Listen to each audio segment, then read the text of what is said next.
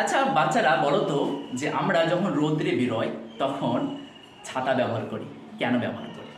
কারণ সূর্যের সে প্রখর তাপ বা বৃষ্টিপাত থেকে বাঁচার জন্য।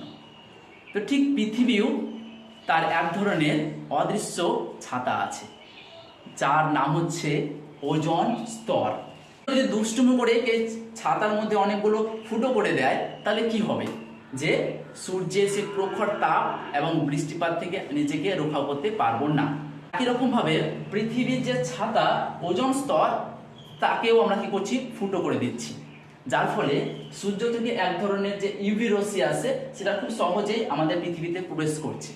তো আজকে সে জানবো কিভাবে সে ওজোন স্তরটাকে আমরা ধ্বংস করছি।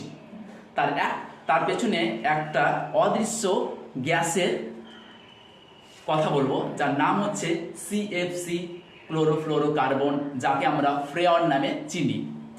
সেই কোথা থেকে তৈরি হয় সিএফসি? তো এসি, ফ্রিজ, বডি স্প্রে, বিভিন্ন রং এবং বিভিন্ন উপাদান থেকে আমাদের এই সিএফসি বেরিয়ে আসে। তো আজকে টপিকে এই সিএফসি কিভাবে আমাদের ওজোন স্তরকে ধ্বংস করছে, সেইটা নিয়ে আজকে আলোচনা করব।